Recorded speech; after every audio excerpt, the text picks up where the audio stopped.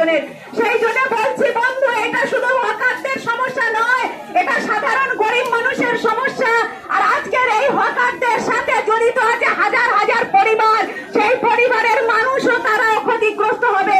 ফলে আমরা কখনোই কোনো মতে একটা বিপ্লবী শ্রমিক সংগঠনের ইউনিয়নের পক্ষ থেকে আমরা এই জিনিস হতে দিতে পারি না, আমরা মানতে পারি না।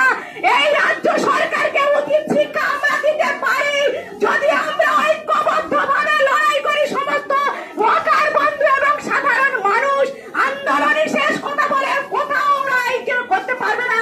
আপনাদের একটা শিক্ষার বিষয় বলি, আপনারা জানেন এই হসপিটাল মথুরাপুর হসপিটাল মোড় থেকে কালীতলা পর্যন্ত যে 450 দোকানদার আছে, সেখানেও হকার উচ্ছেদের ফরমান জারি করেছিল 2-3 বছর আগে।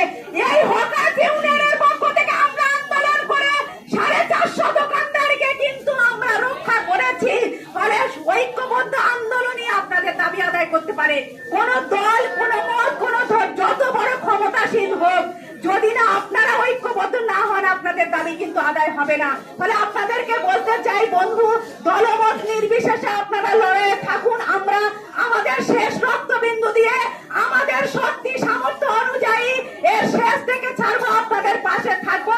আমাদের যে শ্রমিক সংগঠন এআইইউটিসির পক্ষ থেকে এবং হকার ইউনিয়নের পক্ষ থেকে আপনাদের পাশে আছি, থাকবো। আগামী দিনে যাতে আপনাদের উপরে কোনো অত্যাচার না করতে পারে তার প্রতিশ্রুতি আমরা দিচ্ছি এবং আমরা এই ভরসা দিচ্ছি যে আপনাদের পাশে আমরা শেষ পর্যন্ত থাকবো। এই বলে আমি আমার বক্তব্য শেষ করছি। জিন্দাবাদ, এআইইউটিসি জিন্দাবাদ।